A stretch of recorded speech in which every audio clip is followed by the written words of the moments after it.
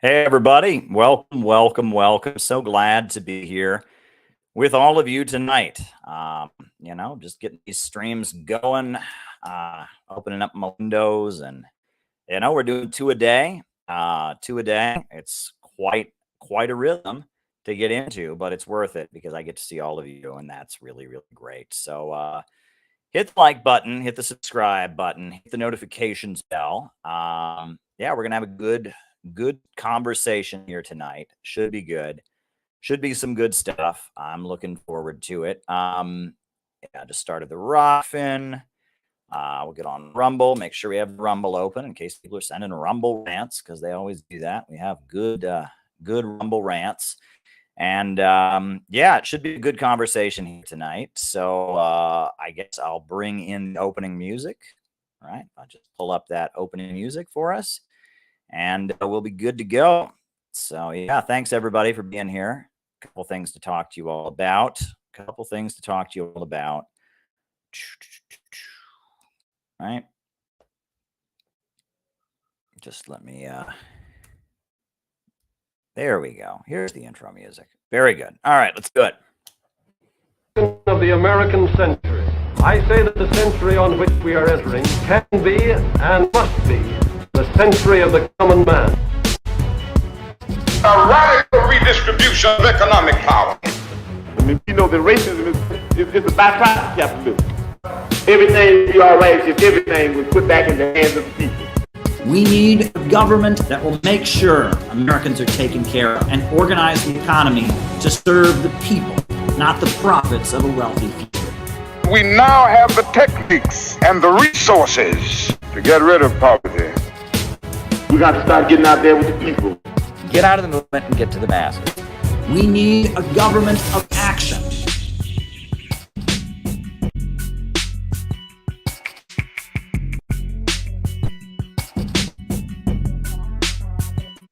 Welcome, everybody. So glad that you are here. So glad that we can have yet another late night conversation. All is well. All is good. We're doing these streams pretty regularly, but it's worth it and it's great. And we keep doing them. So the way this works, I give my opening remarks. My opening remarks are then followed by a roll call where I call you all out as I see you, names and locations. Then from there, I answer your super chat questions for the rest of the night.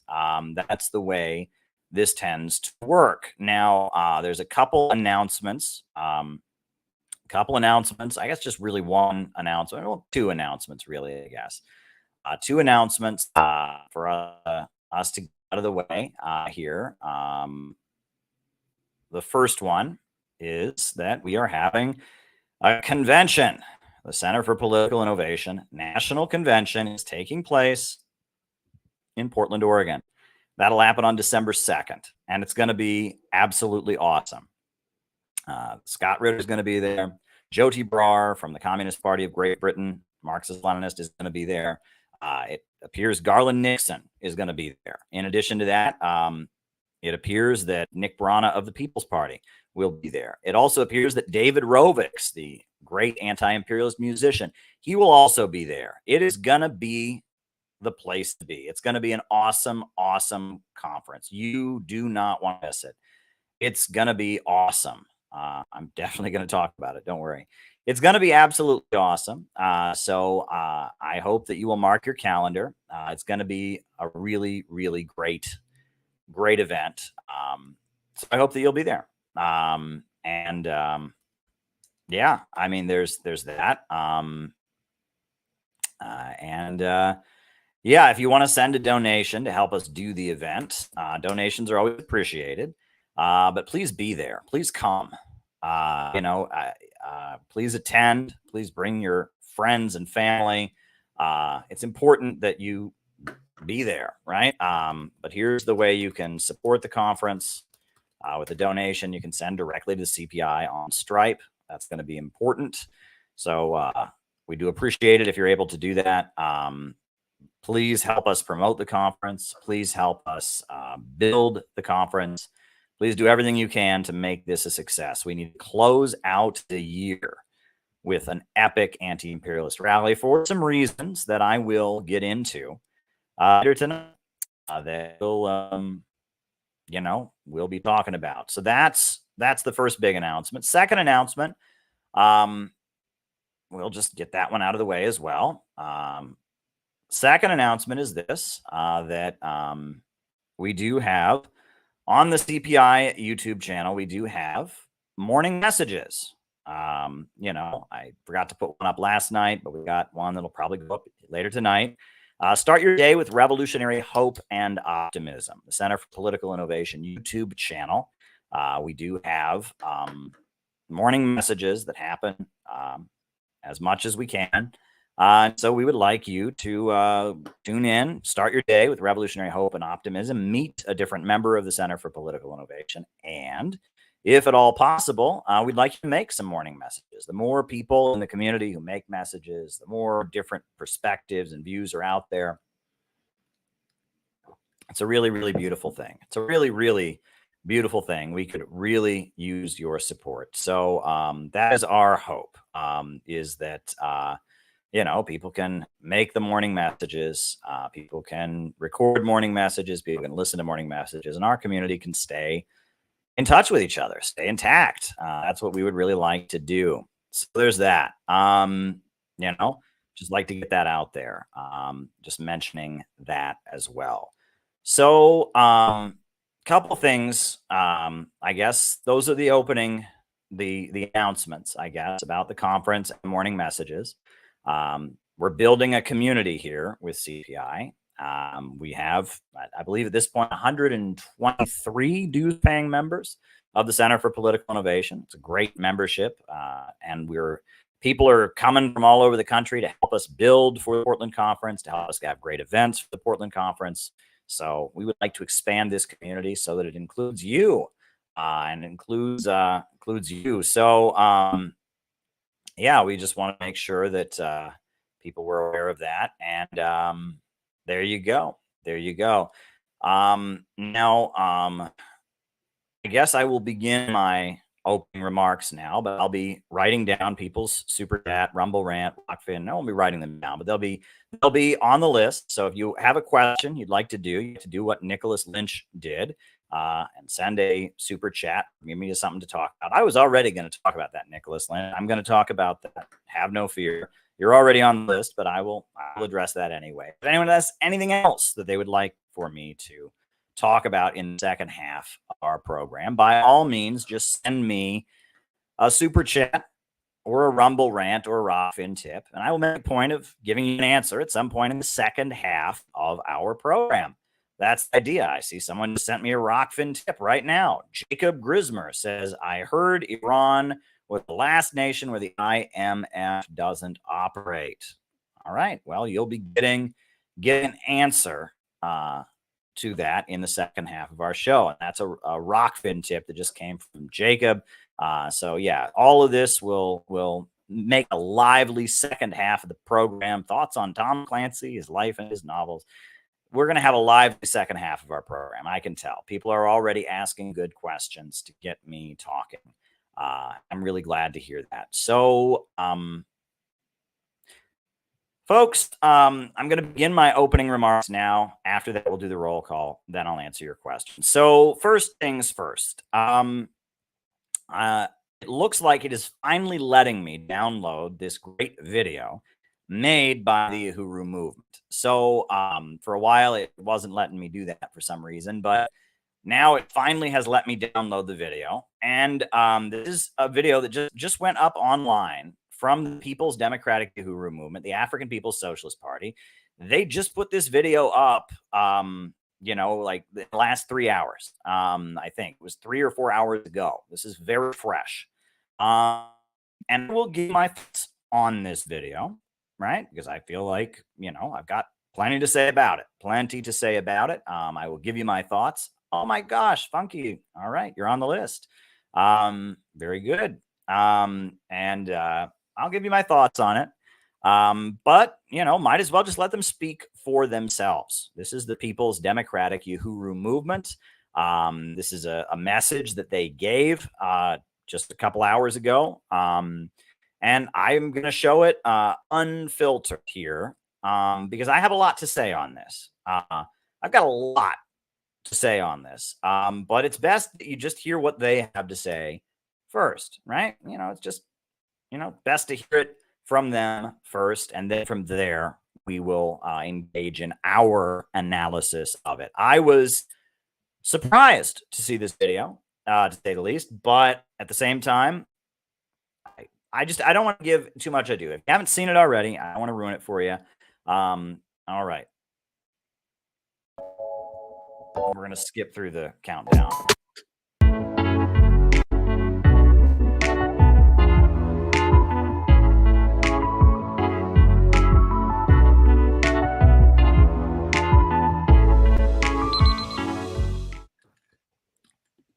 Uhuru comrades, brothers, and sisters, my name is Akile Anai, Director of Media and Communications for the African People's Socialist Party and Uhuru Movement. And I'm doing this pop-up live to address recent attacks made on the Black liberation movement by the white left. Our movement was made aware today of what can only be characterized as a contending and interventionist mobilization. The white-led Answer Coalition, led by Brian Becker, despite being invited and called upon months ago to support the Black People's March on the White House on November 4th, has now announced they will be holding a march in Washington, D.C. at the same time and the same location, which is an obvious attack and attempt to undermine the Black People's March. They are doing this under the cover of a demonstration in support of Palestine, but it's really an attempt to drive a wedge between the African and Palestinian struggles, pitting us against one another. But we are clear. There is no contradiction between the African and Palestinian struggle, which has always been united. The contradiction is between the opportunist white left and the anti-colonial struggle.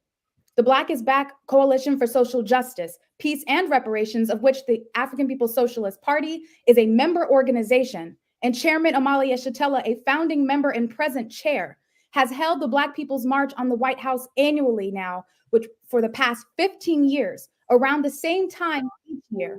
This year's march is co-sponsored by the Hands Off Uhuru Fight Back Coalition, born from the counteroffensive to push back state attacks against the Black liberation movement following the assault made on our party by the FBI in 2022. This mobilization has been on the agenda and public knowledge of these forces organizing this contending demonstration for almost a year. For at least 14 years, the Black is Back has called on genuine solidarity from the white left and requested their participation at the mobilizations. And each year, we've attempted to bring forces in from groups like Answer Coalition to unite with our struggle against a common enemy, with the clear leadership of the anti-colonial struggle. The Answer Coalition has met our forces out on outreach. They've received calls, texts, and emails inviting them and have never responded. The resources that the white left and Brian Becker have access to has never been used for a single bus to Washington, D.C., let alone a single flyer or poster. This is an obvious attempt to overwhelm the Black is Back coalition, composed of African working class organizations with their resources. The Black People's March on the White House is an opportunity for all freedom-loving people, those in support of the democratic rights of African people in this country, to those in support of the anti-colonial liberation struggles unfolding throughout the world, including in Palestine, to support the demands of colonized people ourselves. This mobilization has inspired simultaneous demonstrations being organized on the US West Coast, in London, England, Pretoria, South Africa, and is also being planned for Australia. This march was called under the theme, Not One Step Backwards, Drop the Charges Against the Uhuru Three, with recognition that unlike the counterinsurgency against the Black Revolution of the 1960s that resulted in a devastating political and ideological defeat for our movement, with the aid and complicity of the white left in this country, we refuse to have the same outcome this time around. This white left opportunist move cannot be seen any differently from the assault made on our party by the direct colonial state on July 29, 2022. The US government sent in drones and assault rifles and used Russia as a cover to make their assault. In this case, the white left is using Palestine as a cover to assault our movement, to take us back in time where the colonial question hadn't achieved this much recognition. The FBI attacked the African liberation movement through our party and threatens Chairman Amalia Shatella and the Uhuru Three with 10 to 15 years in prison for exercising their right to free speech, which includes projecting an independent anti-colonial voice. This white left mobilization is another attempt to silence the voice of African and colonized peoples under the guise of being supportive to the liberation struggle of Palestinians. What the Answer Coalition has effectively done is deny the right of our movement to put forward our own program, our own agenda, and demands. This is not a new struggle. The white left has historically attacked the Black liberation movement, abandoning our struggle at the height of the counterinsurgency, hoarding their stolen resources when the movement was being economically strangled, and diverting the struggle away from the colonial question. Part of this intervention, this attack's objective, is to lock us into an artificial conflict with Palestinians. But we know there has been no greater steadfast ally towards the Palestinians than Africans in the US and throughout the world. Malcolm X lodged a fierce criticism of Israel, recognizing Zionism as another form of colonialism. Huey P. Newton, chairman of the Black Panther Party, recognized that Israel was created by Western imperialism, maintained by Western firepower. The Black is Back Coalition developed a 19-point national Black political agenda for self-determination with this point: free Palestine, down with Israeli apartheid. We demand recognition of all rights of the Palestinian people, including the right to an independent, sovereign Palestinian state and the right to return for all Palestinian refugees. The U.S. must immediately end all monetary aid, trade relationships, and military cooperation with the apartheid Zionist state of Israel under that unique barbaric affront to human civilization is dismantled and abolished. Likewise, the Palestinians have stood in solidarity with African people, notably with the uprisings of Ferguson, Missouri after the murder of Mike Brown, and in Minneapolis, Minnesota with the murder of George Floyd. This is a consequence of both a natural and objective unity because of a shared enemy, a shared struggle, the colonized versus the colonizer. We refuse to allow the white left to use Africans against the Palestinians and the Palestinians against Africans. What is revealed by this assault is the fact that the white left is afraid of the same things the settler ruling class is afraid of, that someone will come with a clear, correct analysis about the situation in the world and pave the way forward for African and colonized peoples to achieve power. That someone is undoubtedly Chairman Amalia Shatella and the theory of African internationalism, which has been out in front, which is why we are under attack by Joe Biden, the Department of Justice today. They are concerned that this time Africa has a voice of her own, that Palestinians have a voice of their own, and it's a voice they cannot contain. We're taking the covers off. If Brian Becker and the Answer Coalition gave a damn about the struggle of Palestinians, they would pour their resources into this process, being led by Black people. They would organize buses, endorse the Black People's March, and support the anti-colonial movement. They would end the attempt to isolate the struggle of Palestine from the anti-colonial struggles unfolding in the settler colony of the US, made by Africans and indigenous/Mexicans, the struggles erupting in Africa and Haiti. There is no freedom for Palestine independent of a struggle against colonialism. The people of Palestine are fighting for an end to the illegitimate settler colony known as Israel. They are fighting to dispel this US imperialist outpost. They are fighting for power as Africans are throughout the world. The world is changing, and the white left settlers are attempting to co-opt this period. The settlers are afraid of what true liberation looks like for Africans, for the indigenous, for the Palestinians, for the colonized of the world. It has never been able to support the independent anti-colonial struggle of colonized peoples. And now that this period has been ushered in, promising a world free of colonial domination, it aims to take us nowhere. We can only assume that the white left doesn't support this march because they don't control it. This opportunism of the white left is a clear attempt to maintain the status quo of colonial exploitation and oppression. It's a dishonest, opportunistic, and state-like assault that positions the white left against the African liberation movement once again. We call on all of you to denounce the attacks being made on the African liberation and anti-colonial struggle. We call on all who support the right of African people to fight for self-determination, who support the struggle of the Palestinians, the indigenous Mexican Filipino people, the people of Venezuela, and all colonized people to participate in the Black People's March on the White House on November 4th.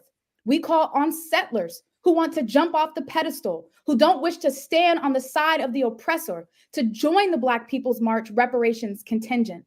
Genuine, principled solidarity from the settler population means embracing the leadership of the anti-colonial movement. Colonized people have agency. We chart our own course. If you cannot side with it, then you got to get out of the way. Settler colonialism must go, for whatever, backwards never. Hands off Uhuru, hands off Africa, free Palestine, and drop the charges now. And go to blackpeoplesmarch.com to register. Uhuru. All right. Now, that's really an important statement. And, you know, obviously, even though she's an anti-imperialist and I'm an anti-imperialist, and even though we both are supporters of the Palestinians, and even though the Center for Political Innovation has done everything we possibly can to highlight the Uhuru case, there's people in the chat who are rightly observing that there are obviously differences there. They view things differently than we do. That does not matter. Let me say that one more time. That does not matter. There are 4 anti-imperialist revolutionary activists who are facing 10 to 15 years in prison for allegedly being Russian agents simply because of the fact that they had some web conferences about Ukraine, had some protests about Ukraine, etc. They went to some conferences in Russia. And what is on trial in the Uhuru case is your right to be anti-imperialist. If they are found guilty, and if the courts rule and uphold that conviction, they will essentially make it illegal to stand with Palestine, to stand with Iran, to stand with Venezuela, to stand with China, to stand with Russia, to stand with Cuba. They will make anti-imperialist solidarity with countries around the world that are under attack illegal. And so it is absolutely necessary for everyone who takes an anti-imperialist stance to scream from the heavens about this case. This is one of the most dangerous cases that I have seen in a long time. This is on the level of when the Communist Party's national leadership was thrown in federal prison in 1948. This is on the level of when Eugene Debs was sent to federal prison for giving an anti-war speech at Canton, Ohio. This is an extremely important case.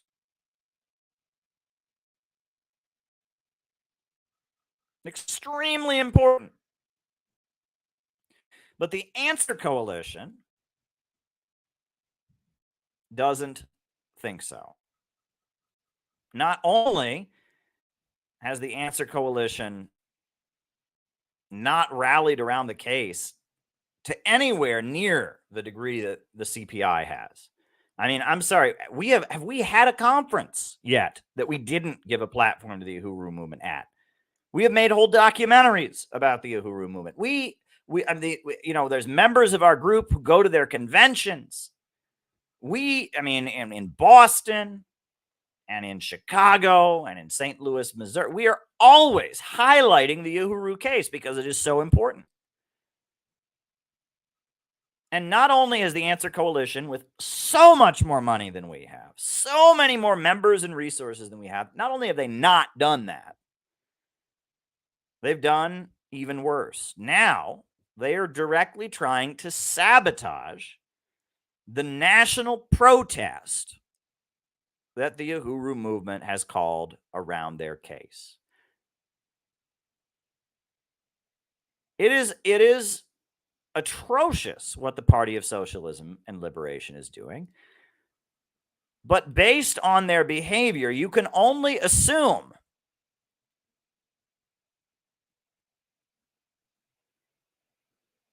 that they don't seem to see the Uhuru case as threatening. You can only assume that the PSL, for some reason, just isn't worried. Well, those of us who stand in solidarity with Ukraine, and those of us who are in Russia and stand in solidarity with the peoples of the Donbass and the eastern regions, those of us who stand in solidarity with China and Vietnam and Cuba and all the countries around the world, the Palestinians, Iran, while we all see this as a dangerous, dangerous case, PSL doesn't.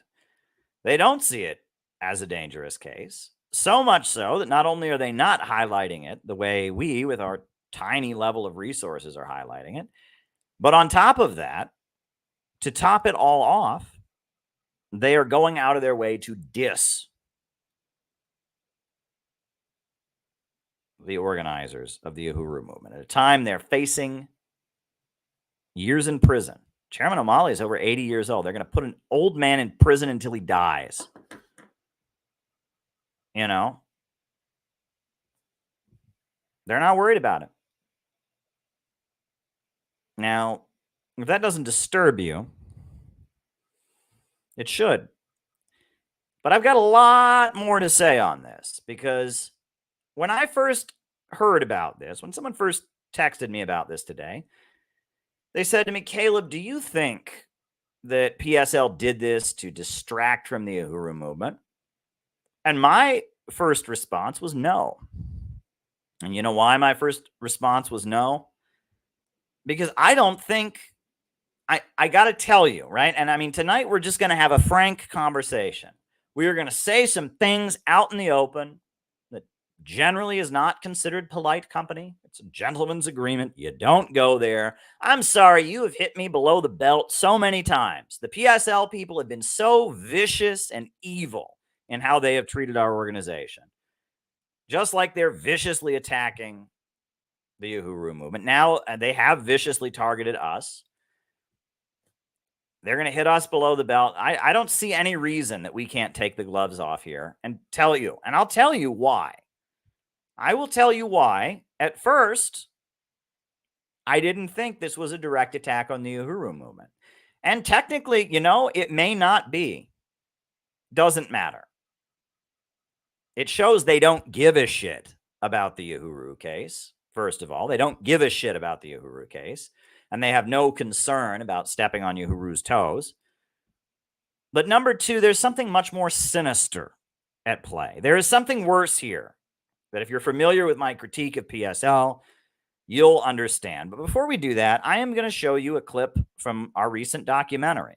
We made a film, Money in American Injustice, and a big focus of that film that Peter Coffin made that was a very brilliant film, a big focus of that was the Uhuru case. And we made this great, you know, this is the clip from the film about why the Uhuru case is so important. So if I can just,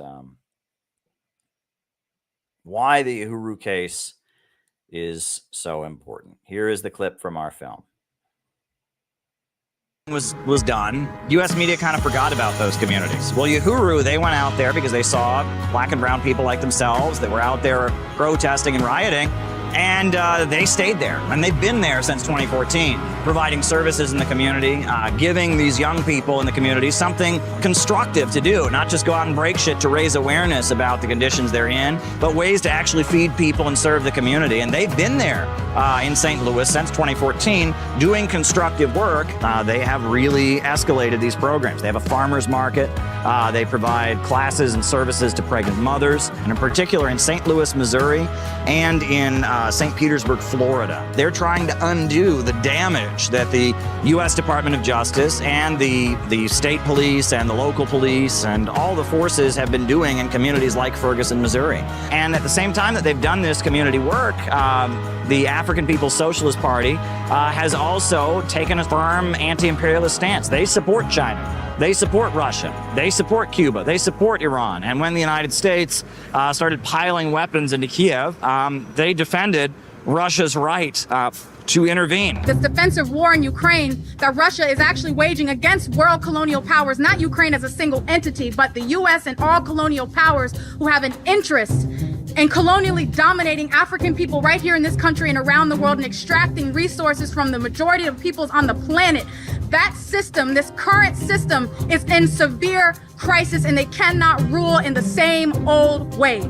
Because of that, their homes were raided. Then months later, the federal government came out with an indictment, and it's charging them with being Russian agents. And it's trying to allege that the election campaign that they ran in St. Petersburg, Florida, was somehow interference in the U.S. electoral process. 4 activists associated with the People's Democratic Uhuru movement and the African People's Socialist Party have been indicted by the U.S. Department of Justice. The indictment from the U.S. Department of Justice accuses them of spreading Russian propaganda and cites simply some web conferences that they had, some Zoom meetings, some emails they sent out, as well as the fact that they have run routine election campaigns. Is this of concern to the Secretary General as an attack on human rights, freedom of assembly, etc.?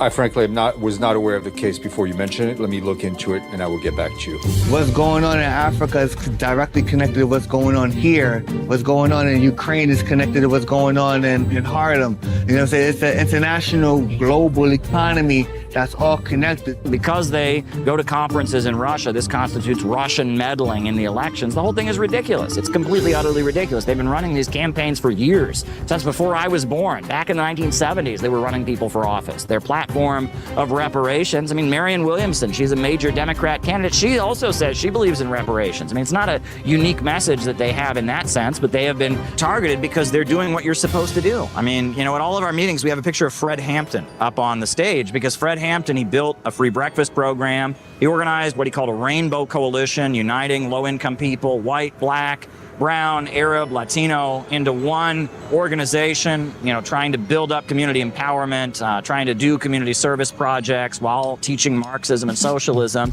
You know, we look at Fred Hampton as a great example of the American revolutionary tradition. And, you know, the African People's Socialist Party and the Uhuru movement, you know, they don't like that we wave the American flag. They don't like that we consider ourselves patriotic. They have their own kind of unique analysis. They talk about what they call the colonial mode of production. That's not traditional Marxist thinking. And we don't agree with them on a number of issues, but it doesn't matter. We support them. We all have to stand up and oppose the ideology of division and support an ideology of unity based upon our material interests, you know what I'm saying, to work together. People who can't understand that, people who can't get past, you know, this or that, like, we got to put aside our differences and say that if they come for them, they come for all of us. If they go after them, they got to deal with all of us. That needs to be the attitude among anti-imperialists. Yeah, that's how important the case is. Right? And it's a really important case. And anyone who is at all anti-imperialist, who wants to build an anti-imperialist movement in America, needs to understand how important this case is. But I still haven't told you why. When I first heard that they had done this, I didn't exactly think this was necessarily an attack. And I'll tell you why. Because I know this guy. We'll put him on the screen. We'll put him on the screen. Oh, his video is still downloading. Let's see if we can find a picture of him. I know who this guy is. I've been in his presence on many occasions. I know who this guy is. We'll just put his face on there. They said his name over and over and over again. I know who this person is. All right, we'll just put his face on here. We should all know who he is. All right? No reason. They named the names. We can name names as well. I know who this person is.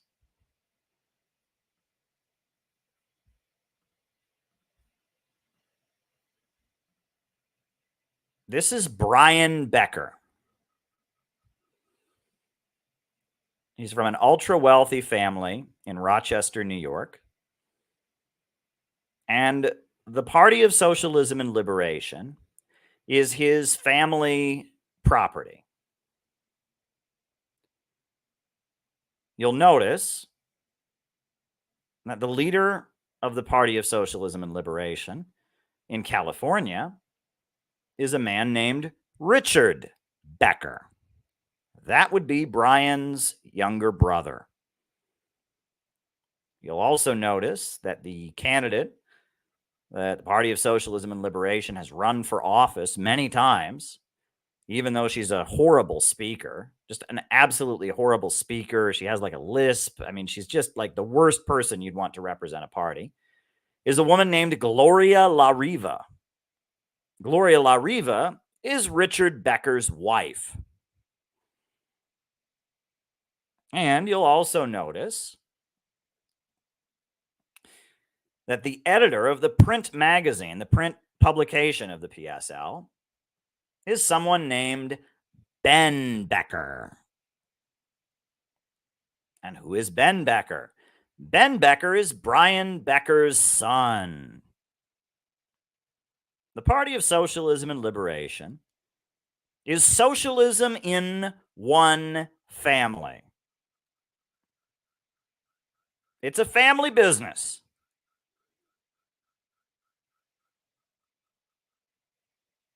A family business set up by this guy. This guy was part of the Workers' World Party for many years. And he figured out how to run anti-war protests. He set up the Answer Coalition. He ran the anti-war protests. And then he realized that he was pretty good at it. He could bring in a lot of money. He was a pretty good fundraiser. He could get elderly anti-war activists who could remember the good old days of the 60s to open up their wallets. And also he could get on a plane and fly to certain other countries and get people over there to open up their wallets. And he realized that there was a lot of money to be made staging the anti-war protests and staging the demonstrations. And he realized that it was a great scam, great hustle to get into.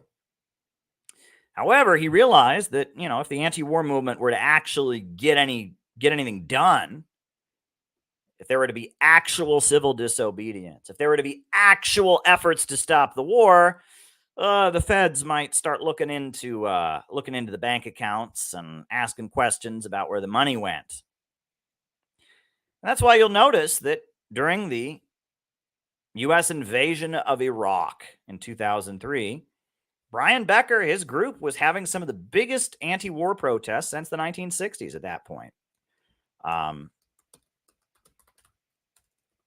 Let's look at some of the pictures, right? Brian Becker, the Answer Coalition, they organized anti-war protests that were pretty massive, pretty big protests. But you'll also notice that there was no civil disobedience.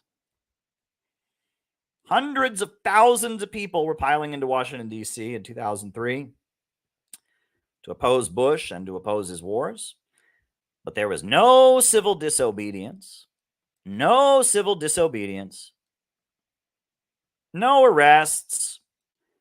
These were peaceful, legal rallies where that all these people here in Washington, D.C., thousands and thousands of people wanted to stop the war, but somehow they made sure there was never any disruption. No windows were broken. Nobody occupied a building and made the police drag them out. No, nothing. Nothing. The anti-war movement barely accomplished anything. The anti-war movement was a lot of people gathering to listen to speeches and going home. And Brian Becker made sure that happened. Because at his protests, not only did Brian Becker not organize any disobedience, not organize people to do civil disobedience and protests. Brian Becker also had a team of marshals.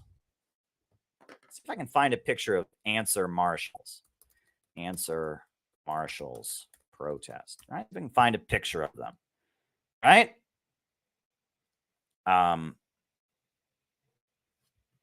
Answer protest yellow. See if I can find a picture of. Oh yeah, here they are.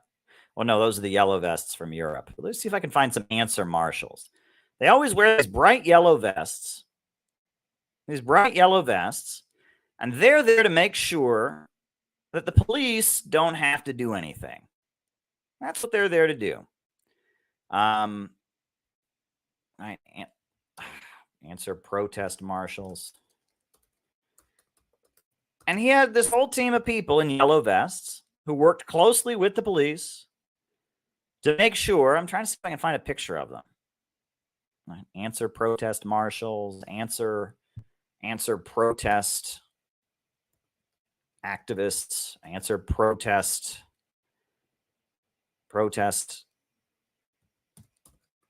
marshals. See if you could find a picture of them.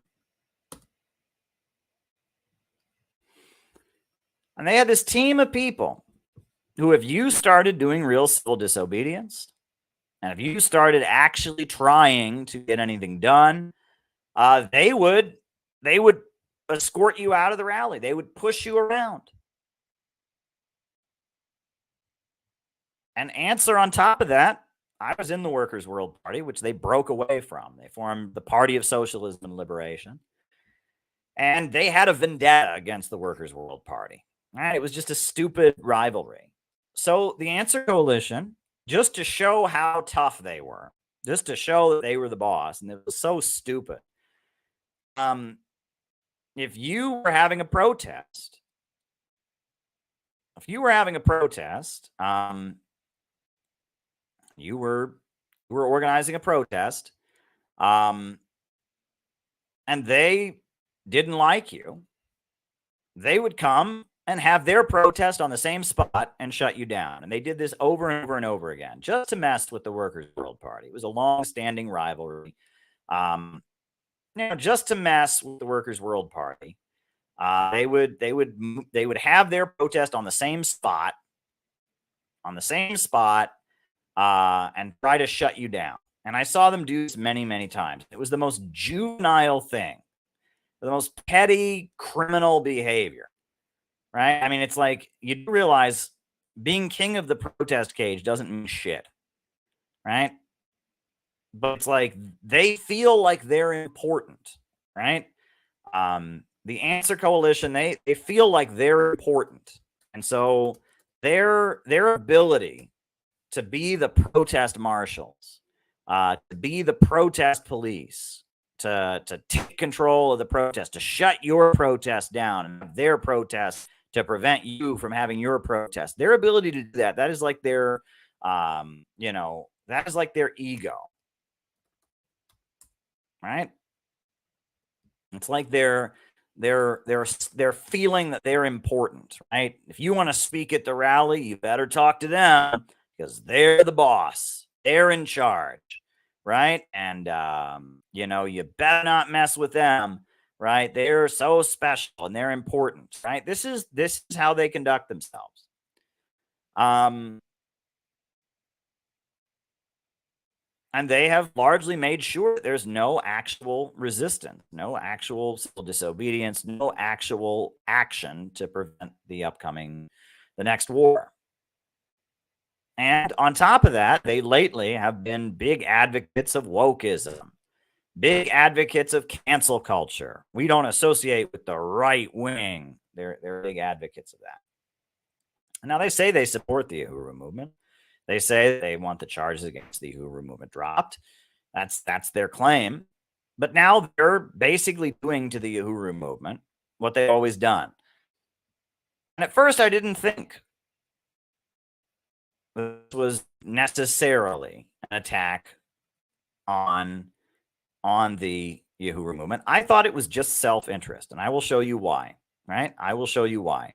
And it sickens me to tell you what I'm about to tell you.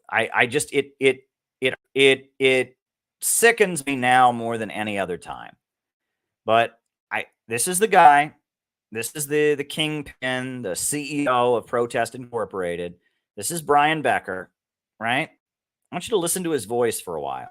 As opposed to standing with the Palestinian people's genuine and just right to be self-determining. It was their land that has been taken from them. So there was a lot of confusion about Bernie Sanders. Listen to that voice, right? He doesn't use his full voice. Yes, there's a lot of confusion about the Palestinian. He doesn't use his full voice. It's creepy as shit, right? He doesn't use his full voice. He softens his voice. The propaganda was also directed against bankers and against the establishment. Bankers. It's this softness in his voice. The bourgeoisie in Germany finally decided that they supported Hitler. When the bourgeoisie in Germany finally decided they supported Hitler, it's got this soft roundness in his voice.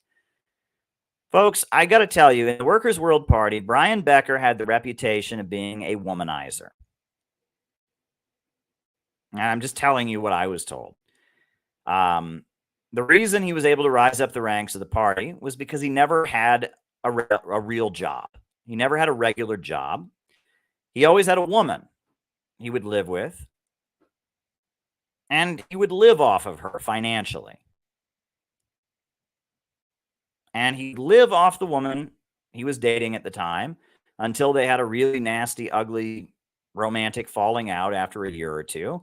And then he would move on to another woman, and he would live off of her financially. And he very much was into the pickup artist stuff. He very much was into how to be charismatic, neuro-linguistic programming, things to that effect. He was very much, he was the kind of guy who would read books on how to get women into bed. That's the kind of guy Brian is, right? And he would always have a woman he was living off of. And that voice, that fake, soft voice, that's part of his pickup artist routine. That's part of his, his weird, neuro-linguistic programming, how to get women into bed routine. All right? He has this soft, this soft little way to act. And he's actually much older than he looks. But he seems almost like a child when you talk to him. He seems way, way younger than he is. He's over 70 years old. But whenever you interact with Brian, you feel like you're talking to a teenager. You feel like you're talking to a dumb teenager. Because it's like, hey, man, I'm going to have a rally and we're all going to be out there. It's going to be so cool, man. And you feel like you're talking to some dumb teenager. I mean, I'm telling you this as someone who's met him before, been in his presence, right? He has the sly, soft voice, number one. And number two, you feel like you're talking to a dumb teenager. Yeah, man, we're gonna go organize. It's gonna be so cool. You expect him to have a skateboard under his arm or something, right? That's Brian. That's Brian Becker, right? And I gotta tell you, Brian Becker is somewhere jumping for joy. This is the best week of Brian. This is the best week that Brian Becker has had in a year, in 2 years, in 3 years. This is probably the best week that Brian Becker has had in 10 years. You know why? Because right now, Brian Becker is on the phone raising money. Brian Becker is on the phone raising money. He saw them blow up the hospital today and killed 800 people, and he was like, hot damn, it's time to raise me some money.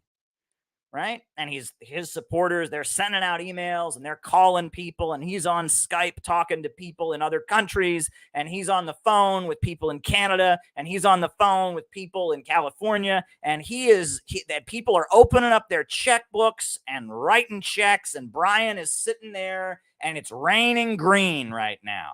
It's raining green. And Brian is sitting there going, oh, thank God for those Zionists. Oh, my God, and he is raising money out of his ass right now. And so, of course, November 4th, we need to call a national rally, right? Give people something to donate to. I'm the king of the protest cage. I've got all the permits reserved. Oh, he's sitting there. He is jumping for joy right now of all the money he can raise off of this. And then someone said, hey, Brian, November 4th at that spot, you're going to have the protest. The Uhuru movement's having their protest. And he said, fuck them. What do? They feed people in the community. They go to Russia and actually believe in communism and run against the Democrats in election. Fuck them. He's like, he is making a bonanza of fucking money off of this because he runs the hamster wheel. He runs the hamster wheel. He runs the hamster wheel. Right? Brian runs the hamster wheel. And I went and I saw the hamster wheel up close at the NYC Palestine rally. I saw it up close. Right? See, we're highlighting. It's a hamster wheel, right? The Palestine protests are a hamster wheel. All the Palestine solidarity activists, they gathered in Times Square and they had their Palestine flags and they marched and nobody listened to them and nobody supported them. And they had said America was an evil, racist settler country. And they said Palestine was oppressed by evil America, and they chanted, and nobody listened to them. But Brian Becker had the permit, and Brian Becker had the cage, and it's a hamster wheel. They have been doing these kind of protests for decades, and they have accomplished absolutely nothing. They've accomplished absolutely nothing because they don't want to. Let me emphasize that again. They have accomplished absolutely nothing because they don't want to. I'm going to tell you how the Party of Socialism and Liberation works. This is how it works. 19, 20-year-olds get interested in communism. Great. They join the Party of Socialism and Liberation, and they work for free for Brian Becker. They work in his protest hustle, and they're never informed. All the financial matters are kept from them. They don't know how much money is coming in. They don't know about Brian Becker's, trips overseas with his hand out to beg for money. They don't know about all the money that's coming in. But they spend a year or two and they bust their ass and they organize their protests for free. They organize for free to build these protests.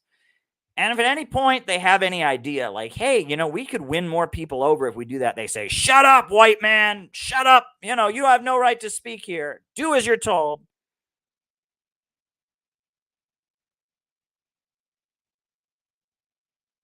And they take orders and they set up the protests around whatever the latest trendy liberal cause is. And after a year or two, they realize this ain't going nowhere. This group is never really going to grow.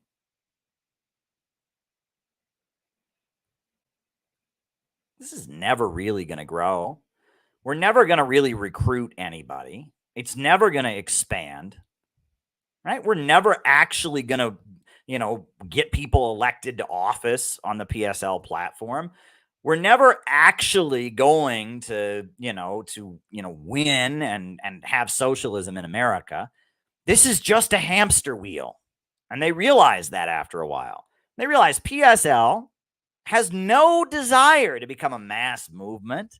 PSL has no desire None. No desire whatsoever to actually win. They're just keeping the hustle going. I'm not alleging anything illegal, Richard. Nothing I've said here is illegal. I don't think they're breaking the law. They got a whole team of lawyers to work with. I'm not alleging anything illegal. I'm alleging that the Answer Coalition brings in a lot of money and that they've turned protesting into a scam to make money. But that's not illegal. There's nothing illegal about any of that. Not illegal. Not illegal to raise money for your protest organization. Not illegal to have people on staff for foundations that carry out protests. None of that is illegal. They're not breaking the law. And that's not the issue. I'm not here to tell on them. I'm not calling for them to be prosecuted. They're not breaking the law. I'm telling you that they don't want a revolution. I'm telling you they don't want socialism. I'm telling you they don't even want to stop the goddamn wars. That's what I'm trying to tell you. I'm telling you that they have turned the movement into a fucking racket. That's what I'm trying to tell you. It is a scam. And that is why they are so nasty and hateful toward me. Because I'm the one who actually wants to see this succeed. I'm the one who's daring to call it what it is.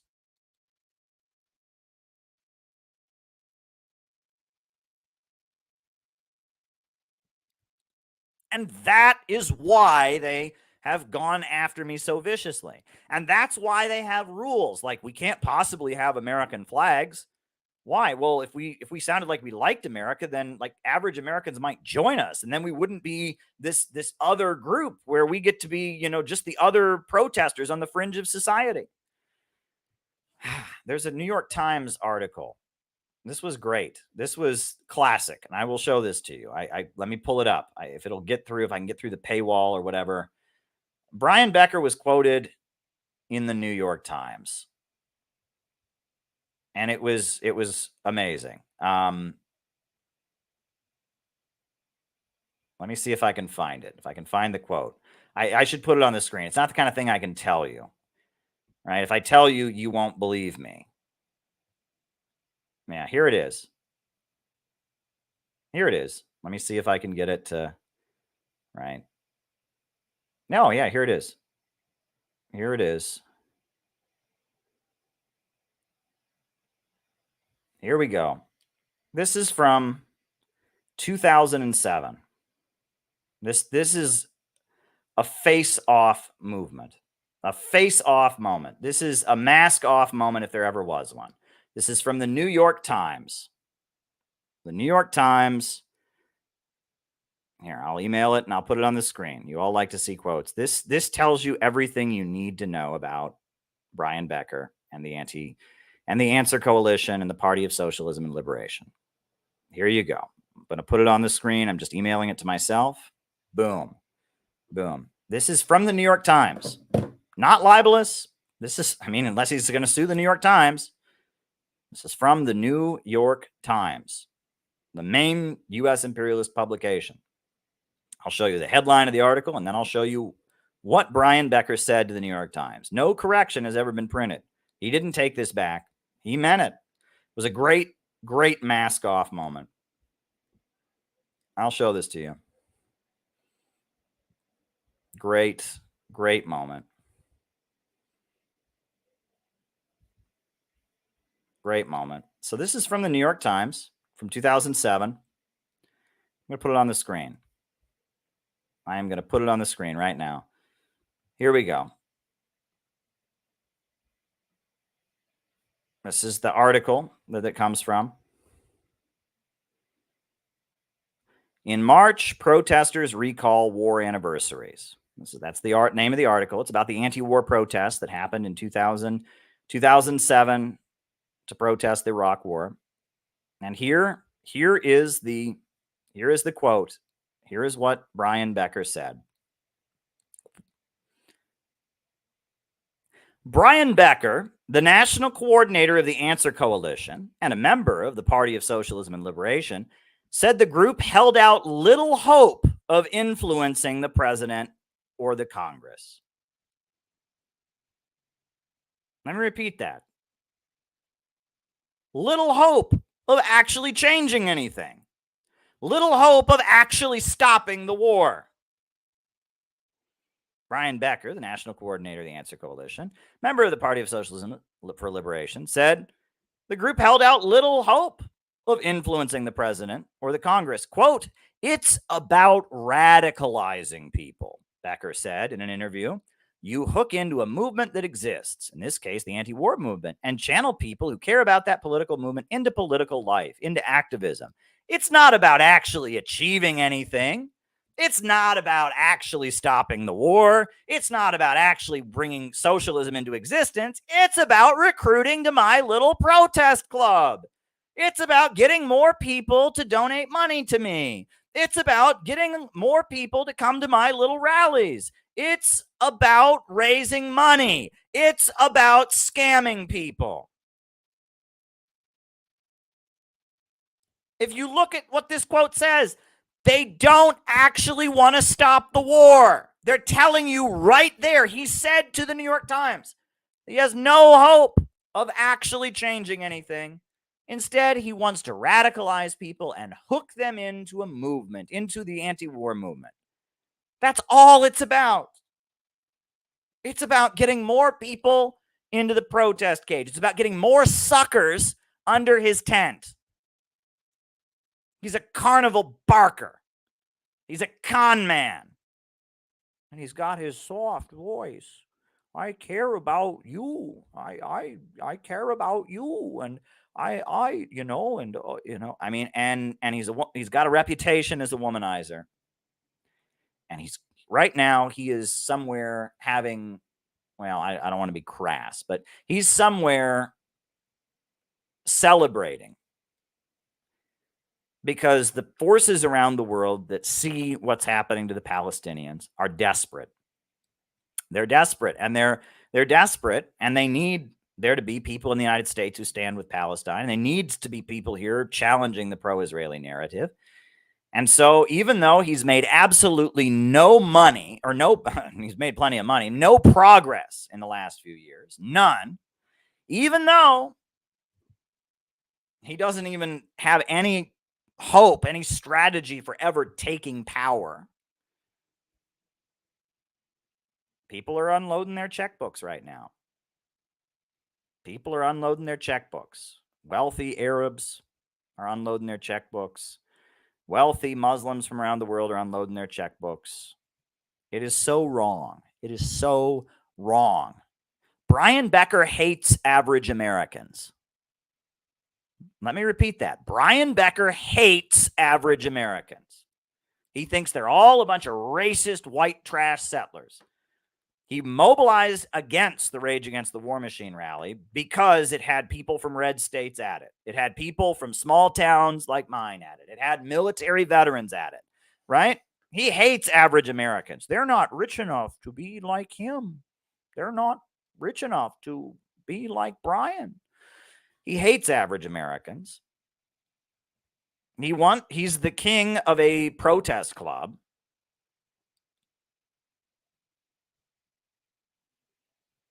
And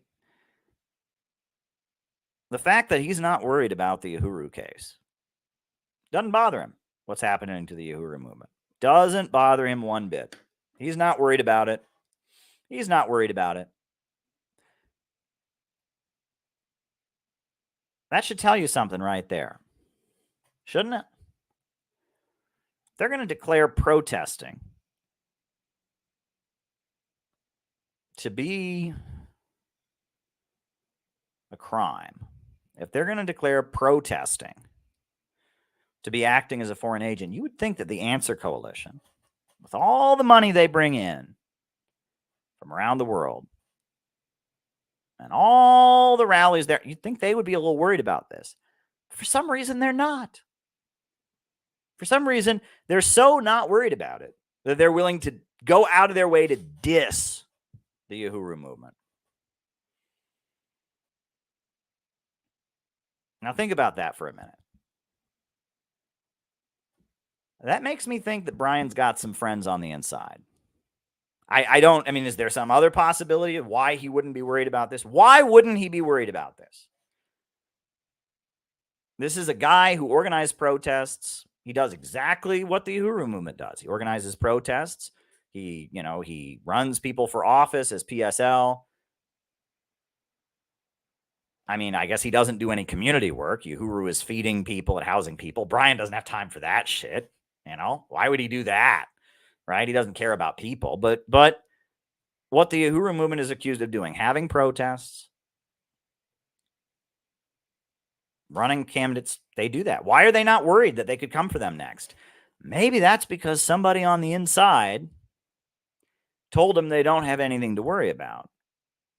Maybe that's because somebody on the inside told them, as long as you make sure that your protests, Brian, are peaceful and legal and single issue, and as long as you make sure that you are demonizing Trumpers and demonizing average Americans, then I think you'll be all right. And so is there another possibility? I'm open to this not being the case, but I can't think of anything else. Why are they going out of their way to diss the Uhuru movement when the Uhuru movement is going to be thrown in jail, allegedly for doing the same thing they do? Run candidates for office against the Democrats, stage rallies around international issues. Why are they not worried about it? Why are they so not worried about it? So unconcerned about it?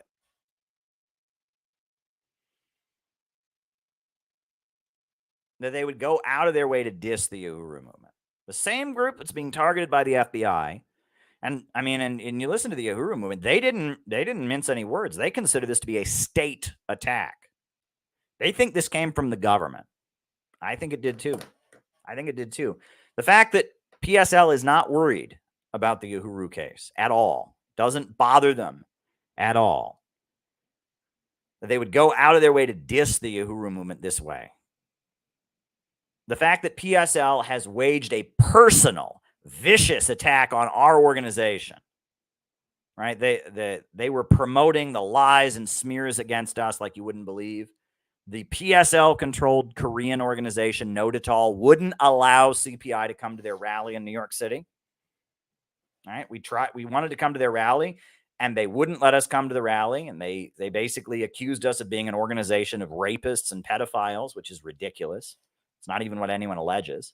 They basically called CPI. They called all of you watching this, sexual predators, by the way. That's what PSL did, right? PSL routinely claims that CPI members are Nazis. That is the standard smear they hit us with, is that we're white supremacists, even though many of us are not even white, right? PSL is a vicious organization. And they have targeted us because we're revealing what they're really about. It's a scam. PSL is a scam. And also, let me add, the BreadTube crowd are also targeting Uhuru. Right? When they run with this line, Uhuru is the same as Black Hammer, which they are not, separate organizations. They repeat some allegations against Black Hammer. I can't confirm those allegations. And then based on that, it's supposed to be okay for the federal government to throw them in prison for doing activism. And that is the BreadTube line. You heard it from Keffels. You heard it from Vosh. They're a cult. They're a cult. And so it's okay as long as it's a cult, because we've all seen on Netflix how bad cults are. As long as something's a cult, it's okay to violate their freedom of speech and their freedom of assembly. It's totally okay. That's their line. They're about to put an 80-year-old black revolutionary in prison until he dies. They're about to put two revolutionary organizers, Penny Hess and Jesse Neville. I mean, this is next level evil. Next level evil that PSL is engaging in. And that's because they're sitting there. The PSL is sitting there, and they're thinking, now is the time to fundraise. They're thinking, woo, Palestine money is coming like you wouldn't believe. Woo! That's what they're thinking right now. And what I said to you all at the end of my noon stream is that the reason that I have been on such a wild ride is because I refuse to be satisfied. all the people who went to this rally that I went to, that I covered, the Palestine protests, they were all satisfied. They were all satisfied. They got to have their protest. They got to be there to protest. They got to be there. They got to have their little protest. And then they got to go home and they got to feel good about themselves. Meanwhile, 12 Palestinians are dying every hour. 12 Palestinians are dying every hour. Americans are more angry at the state and angry at the ruling class and anti-war than ever before. And they're not growing one bit, because actually growing and actually building a movement would require them to give up this hustle. It's a scam. It's a scam. And Uhuru is actually doing good work in the community. Uhuru is doing what communists are actually supposed to do, which is not build an isolated group that stands around in a protest cage. Uhuru is actually doing real community work. And they have a base, and they're feeding people, and they're providing services in the community. And because of that, U.S. Uhuru is being targeted in ways that, look at what Uhuru is doing. This is what communists are actually supposed to do. PSL is never going to do that. PSL is never going to do that. Farmers markets, feeding people, they're never going to do that. Because it's a scam. PSL is a scam. PSL is a scam. PSL is a scam. Our friend, our member, Sam Bismuth, he's talked about for the last 2 years, PSL, they've only protested around the issue of abortion. Nothing else, just abortion, because that's what's trendy on CNN, and that's what they can fundraise off of, right? They hate religious Americans. They hate working class red state Americans. They just virtue signal around whatever is trendy among the liberals, right? Because that is how they can keep the hamster wheel turning. They can keep the hamster wheel turning. They can keep generating more money for the Becker crime family. And it's infuriating. So we have got to support the Uhuru movement 100%. They made the decision to go all in and call out PSL the way we did. We're on your side, Uhuru. We may not agree about the whole settler colonial thing. We may not agree about the way you approach the national question, but that's okay. You're a colonized people within U.S. borders. You are black people that are oppressed, that are fighting for your community. We will not dictate to you how to organize your struggle. We will do things differently than you do. But we will respect your right to do it, and we will do everything we can to support you. Meanwhile, we will continue to call out the phonies and the frauds. And here's my message that goes out to people that might see this around the world, right? What PSL is doing is a hamster wheel. Meanwhile, we, the Center for Political Innovation, we actually believe in this. We're actually building a real community. And we're actually trying to build a base among the population. We're trying to get out of the movement into the masses. And we are. We are what PSL claims to be and isn't. And that is why we have been so widely hated and condemned. And that is why we've been so viciously attacked. I got to tell you, folks, be suspicious. Be very suspicious of any so-called communist or socialist that doesn't understand why the Uhuru case is so important. Be very suspicious of them. With our little resources, our low amount of members, we have done more to advance the working class struggle than PSL has ever done. PSL has had a lot of liberal rallies and cages. We, on the other hand, what have we done? We have had workshops. We've approached people with a unique message that could actually win them over. We have published books. We have had conferences. We have had debates. We've confronted Tsai Ing-wen on the streets. We have done more with our little membership and our little resources than PSL could ever even dream of doing. PSL is managing the hamster wheel, keeping a failed strategy going. Whereas we have a strategy to actually win. We have a strategy to actually win.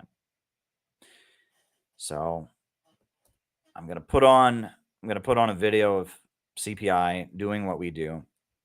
I put this video on a lot lately. It's short, but I think we have an optimistic message. We love our country and we hate imperialism. We want socialism. So I'm going to put this on, and then from there we can I'll start answering your questions.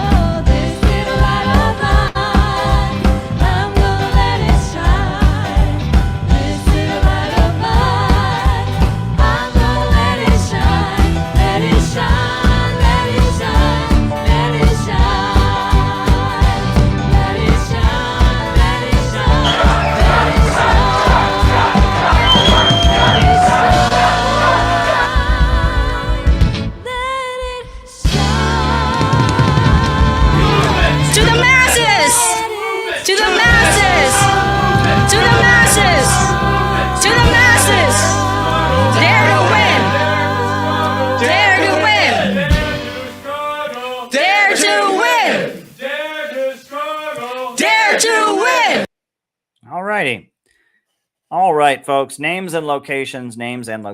Who is with us tonight? Names and locations. Who is with us tonight? Names and locations.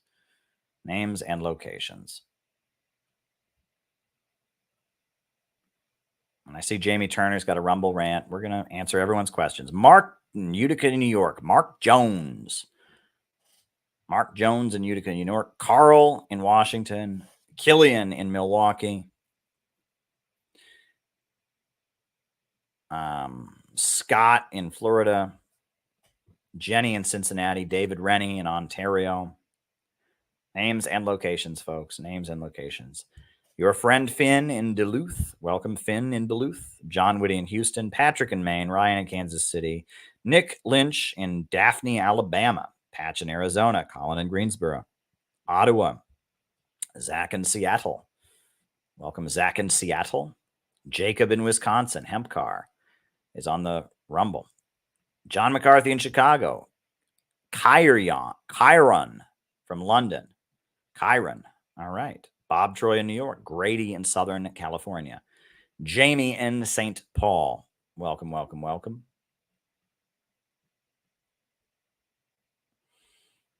St. David's, Bermuda. Chicago Free Palestine. Gabby. Cartoon Network. All right. Ohio. Oslo. Very good. You're still up. It's late over there. LJ in Vancouver. Balthazar in Oakland. The Seasoned Noob in China.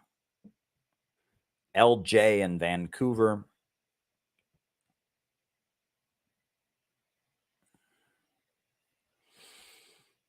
Names and locations. Names and locations.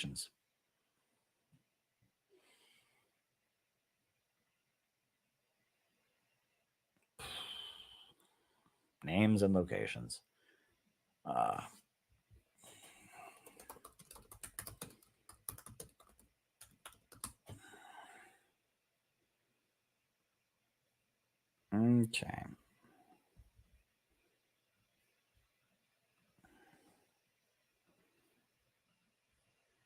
Very good.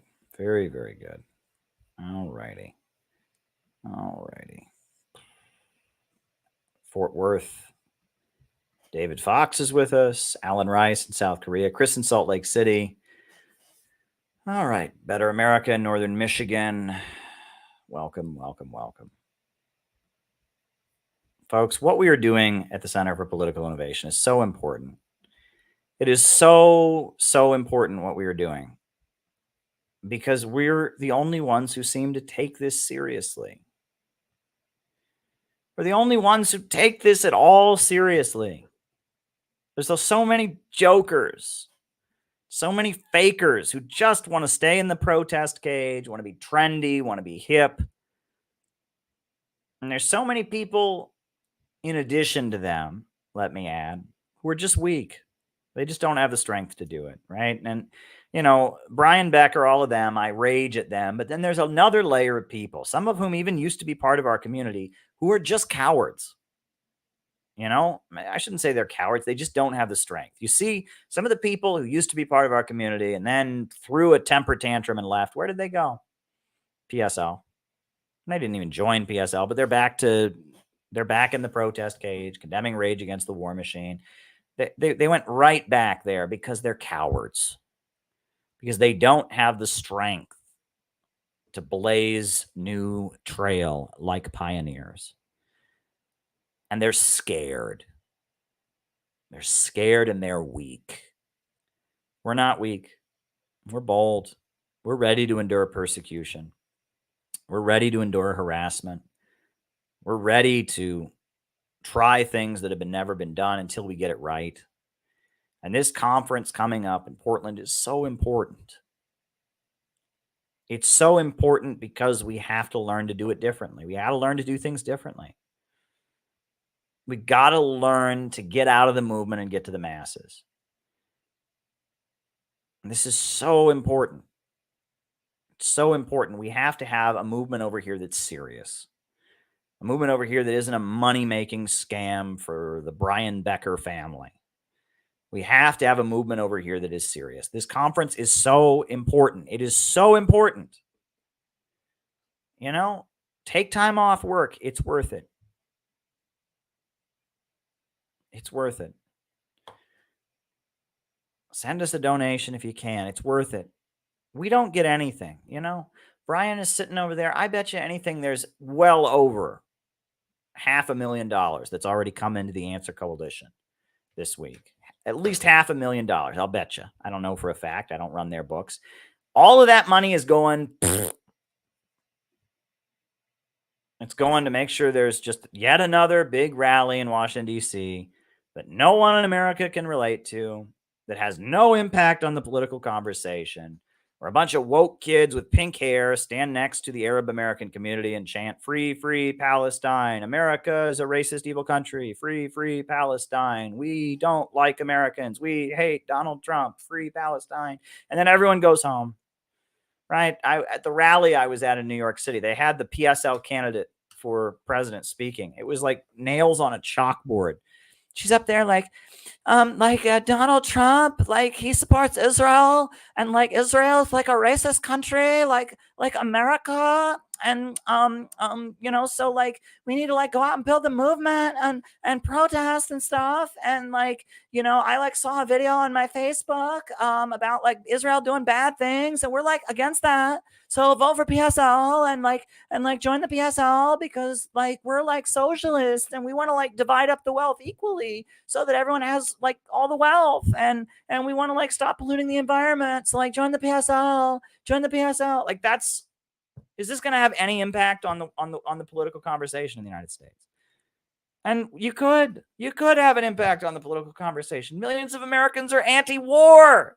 Millions of Americans are anti-war at this point. Millions of Americans are anti-war. But the reason the anti-war movement is tiny is because the anti-war movement is led by, oh my God, like stop the war, vote for PSL, you know, and it's tiny. And then there was a big rally in Washington, D.C., and it was the first time that the bulk of anti-war Americans who are libertarian, who are Republican, who are, you know, not woke, got represented. And the PSL pulled out all of the stops that they had to call it a fascist rally, white supremacist, you know, basically, Jason Arue made a video calling it a white supremacist terrorist gathering. You know, I mean, it was like they were like so threatened by the fact that they might lose control of the anti-war movement and it might actually have some oomph behind it. Like this is evil. And I'm just telling you that we are the only ones that have the strength and the courage and the wisdom to get out of the protest cage, to put the hustle behind us. And I mean, if you give something to us, you're actually going to help get something done. And if you give money to Answer, you are just turning the hamster wheel more and more and more. And I just wish every person who really wants the Palestinians to actually get justice, who really wants the people of Donbass and the people of Africa and so many countries to get justice. I wish they could just understand.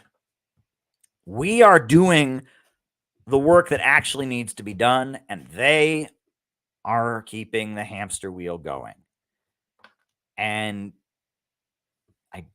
if you support the Answer Coalition, you're supporting keeping things as they are. You are supporting the status quo. You're supporting one particular part of the status quo, which is called the controlled opposition. That's what you're doing. Whereas if you support us, you're actually supporting an answer. You're supporting something that will potentially get us out of this. You're supporting people that change their tactics in order to win. Lenin said, if the situation changes in 24 hours, the tactics must also change in 24 hours. All right. Nick. Oh, no. Rumble rant. There's a Rumble rant first. Rumble rant. The PSL thing follows every single negative stereotype of the left, says Jamie Turner. Always infighting, petty rivalries, and fragmentations of organizations. It's far worse than that. It's far, far worse than that. Rivalries and fights among leftists, if they're actually debating how to win, can be very productive. Rivalries and leftists about, I'm the king of the protest cage, and please give me money. I will run more answer rallies than make sure the anti-war movement stays ineffective. It is far worse than that. Far worse than that, Jamie Turner. If this was just a fight, if the Answer Coalition and I just had honest disagreements about how to run the anti-war movement, that would be one thing. They are hustlers. That is what they are. They are protest hustlers, and they are keeping socialism away from average Americans so that they can maintain their thing. Do I need to show you the New York Times article again? They admitted it. This is from the New York Times. Brian Becker, the national coordinator of the Answer Coalition and a member of the Party of Socialism and Liberation, said they had little hope of influencing either the president or Congress. It's about radicalizing people. You hook into a movement. That's what it's about. It's about keeping a scam called the movement going. It's not about actually changing society. He has no illusion that they will actually change society. It's right there. He told mainstream U.S. media exactly what he's doing. He told them exactly what he's doing. It's right there. It is right there. Look at it. That is from the New York Times. He told them, I don't have a plan to win. I don't have a plan to change society. I'm just trying to keep my hustle going. I'm just trying to recruit suckers under my tent, right? He admitted it. This is a confession. This is all the proof you ever needed to see. Just point that way. I mean, there you go. All right. I think so then on the Rockfin, Jacob asks me, I heard Iran was the last nation where the IMF doesn't operate. That's the International Monetary Fund. I don't know about that. I mean, the International Monetary Fund, they loan, they're the only country where they don't operate. That would be interesting. I'd be curious. that it's possible, but I don't feel like the IMF is in North Korea. I don't feel like the IMF is in Eritrea. I feel like there's a lot of other countries where the IMF does not operate, but it's possible. It's possible. And then the next part of your question, Jacob, I don't think I can make it to the event, but I will send some funds. Thank you, Jacob. That means the world to us. That absolutely means the world to us. We're a little bit stressed about funds right now. So that would mean the world to us. Gandhi, a tool of the West. Well, we talked about that. Gandhi, Gandhi was, he wrote that friendly letter to Hitler, and he was very anti-communist, and that's a widespread critique. And then we talked about that on the earlier stream. Is BRICS and Davos both for open borders? Well, what do you mean by open borders? They want capital to free flow. They want to break down national economies. Are they both in favor of uncontrolled mass migration? Not necessarily. I think they're in favor of guest worker programs.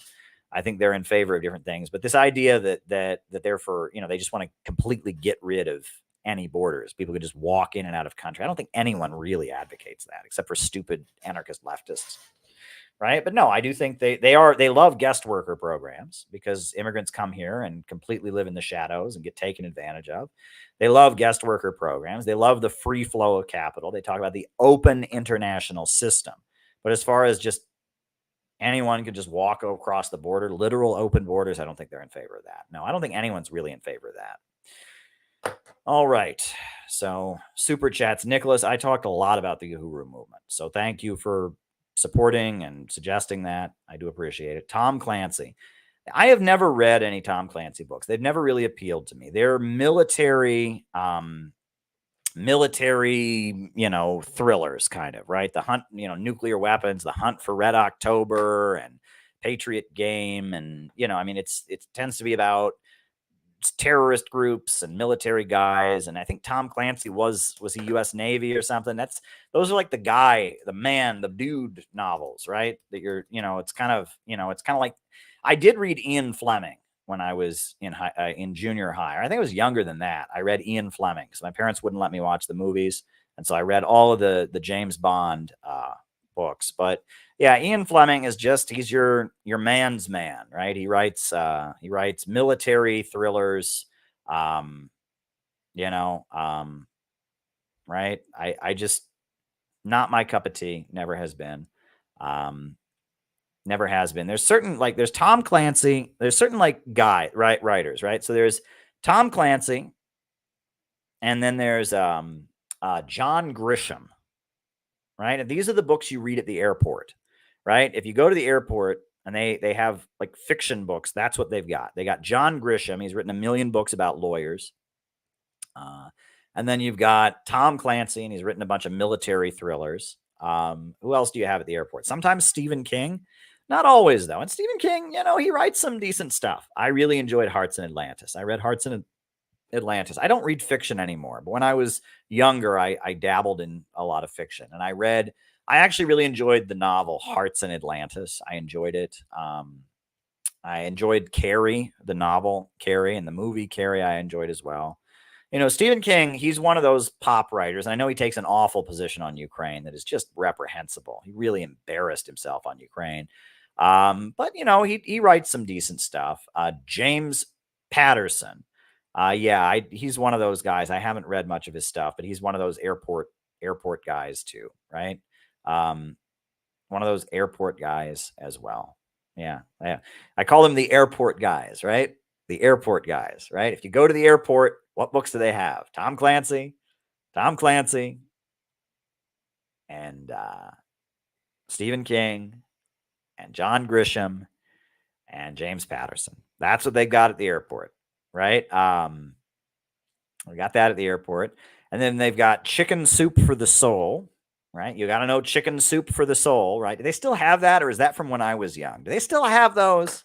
Chicken Soup for the Soul, and they got like 1 million, like Chicken Soup for the elderly person's soul, Chicken Soup for the teenage soul, Chicken Soup for the Southern soul, Chicken Soup for the Midwestern soul, Chicken Soup for the Christian soul, Chicken Soup for the they've got those, right? Those feel good books, right? And it's all these like feel good short stories. Yeah, people know what I'm talking about. They have those.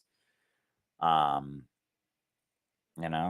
Purpose-Driven Life. Is that still a thing?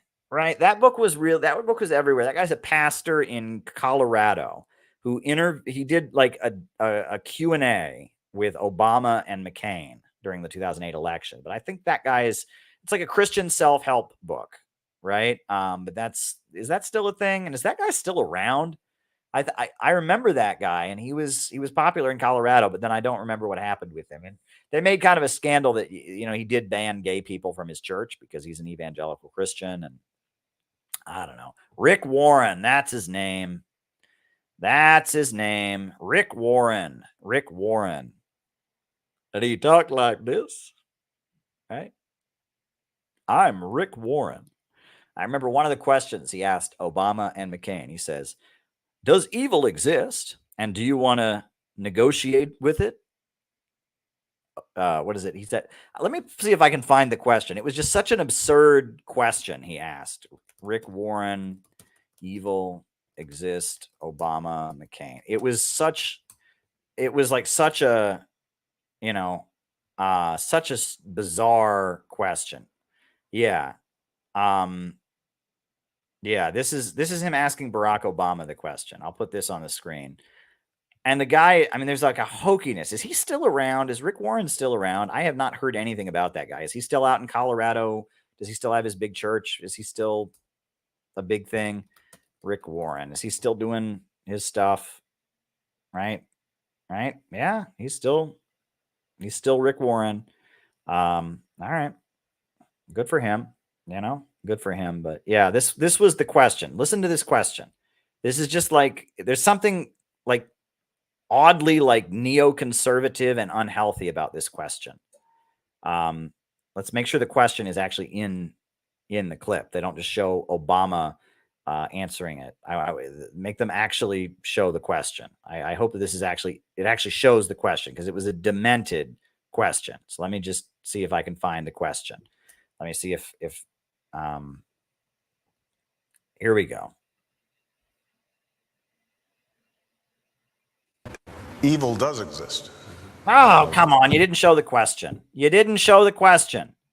Come on, Rick Warren. I want to see Rick Warren's question. The way he worded the question was nuts. It was absolutely nuts. He asked it to both McCain and Obama. Here he is asking it to McCain. But let's make sure he gets the question in. I want to see the question. I don't care so much about the answers. Barack Obama, evil does exist. Evil does exist, and I'm going to defeat it. Vote for me. But no. The question. I want you to see how demented the question is. Right? John McCain's answer was also like hokey as well. But this is John McCain. So hopefully the question is included in this one. This was Rick Warren, classic Rick Warren moment. This is something about this will just always stick in my mind. This is John McCain on evil. Okay, now please make sure that they include Rick Warren's question, because the question itself is just like, who asks a question like this? Who asks a question like this? But anyway, all right. Take it away. Take it away, Rick Warren. Let's make sure that they include the question. Okay, we're uploading the video.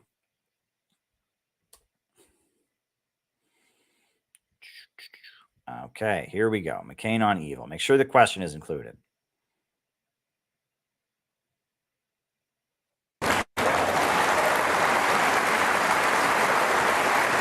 They're not showing the question.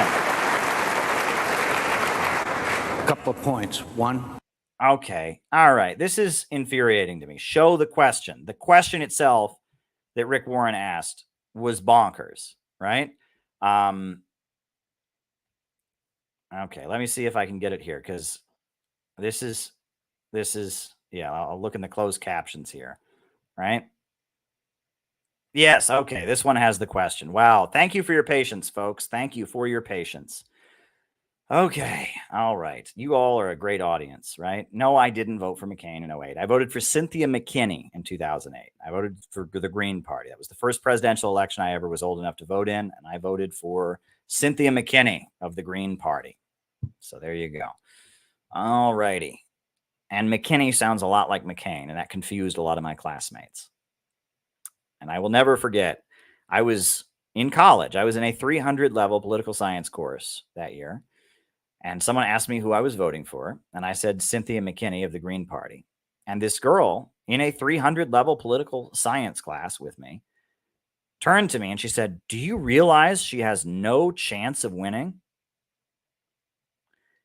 And I thought, wow, thank you so much for clearing that up for me.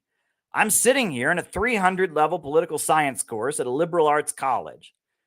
And it never occurred to me that the Democrats and the Republicans are the main party in the elections. Never occurred to me to look at all the presidential polls where they include two candidates and not the Green Party. Wow. Thank God you cleared that up for me. Now I'm going to go vote for Obama. Sometimes you just want to slap people. You really do. Right? That was a crazy moment when she said, do you realize she has no chance of winning? It's like, no, never occurred to me. Wow, never occurred to me. I never thought. Anyway, okay. All right. Okay, now we found a clip that will show Rick Warren's demented question, and also the crazy answer that John McCain gives, right? All right. Yeah, okay. Hold on. All right. Here we go. Of evil. I asked this of your rival in the previous thing. Does evil exist? And if so, should we ignore it, negotiate with it, contain it, or defeat it? Defeat it.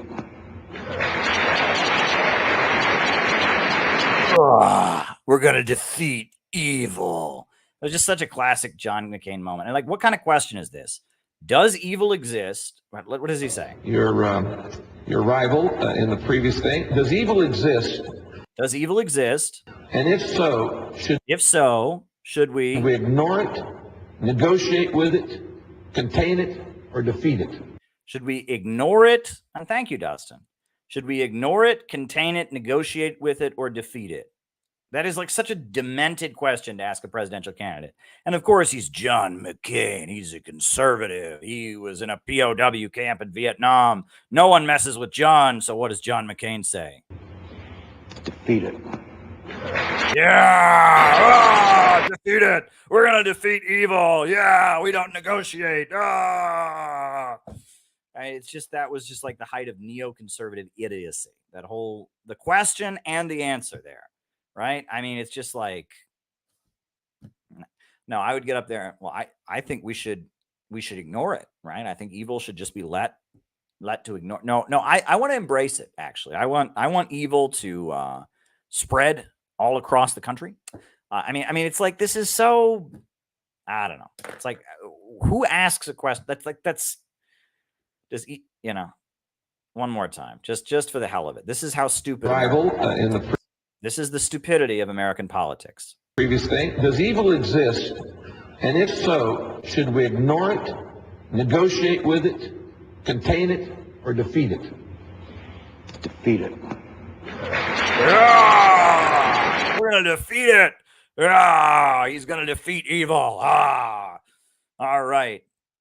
Right. Contain it, negotiate with it, ignore it, or defeat it. Right? I can think Mike Pence. This is like the classic Leo Strauss, the cowboy thing. Right? We're going to defeat it. Make my day. Make my day, Kamala Harris. Right? That's not my concern. If Americans are dying, if Americans need jobs and schools, and we got to send money to Ukraine, that's not my concern. I'm Mike Pence. Anyway, Funky. I'm a day late. Can you speak about John Brown and the staunch abolitionist and his raid on Harper's Ferry? John Brown is one of the greatest heroes in American history. One of the greatest heroes in American history. A fanatic, a Christian, who saw that slavery was wrong, and so he organized an uprising. He fought in Kansas. I've been to his house in Kansas. He has a house in Kansas that's a museum. I've been to that house. And he went to Kansas, and he was involved in clashes with various pro-slavery militias. And then he went to Harper's Ferry, and he ultimately gave his life. He was the first American ever executed for treason. And he was a hero of the anti-slavery movement. And I saw the question coming, and so I'm going to put on the David Rovick's song of it. I downloaded it already, and I'm going to put on David Rovick's song about the life of John Brown, because I love this David Rovick song. And David Rovick's will be at our conference in December. So here's David Rovick's.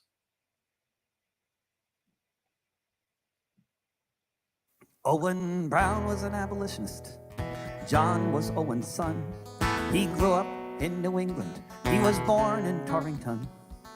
John Brown was a tanner and a man of many skills.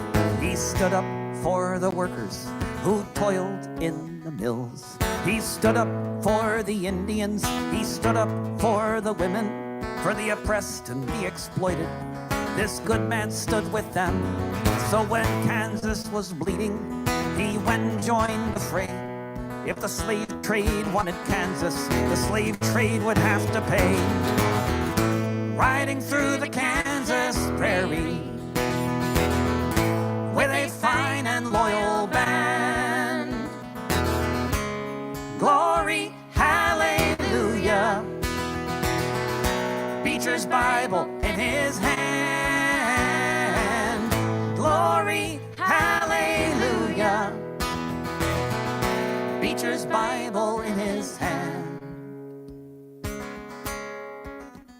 With 2,000 of New England's best and bravest sons, Captain Brown fought in Kansas with a Bible and a gun. When Free Lawrence was on fire, lighting up the night, the ruffians would flee, John Brown would stand and fight. Lincoln called him a fanatic, and he was a Christian who thought you should do unto others as you'd have others do unto you. Christ said, love your neighbors, and if your neighbors held in slavery, he was one who felt his duty was to fight to set them free. Riding through the Kansas prairie with a fine and loyal band. Glory, hallelujah. Beecher's Bible in his hand. Glory, hallelujah. Beecher's Bible in his hand. He drove the slave trade out of Kansas, then rode to bordering Missouri.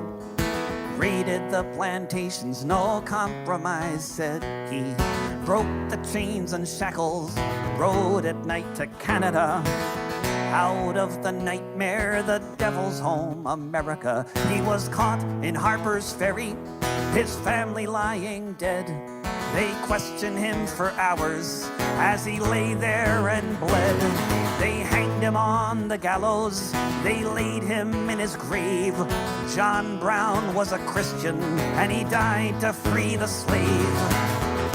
Riding through the Kansas prairie with a fine and loyal band.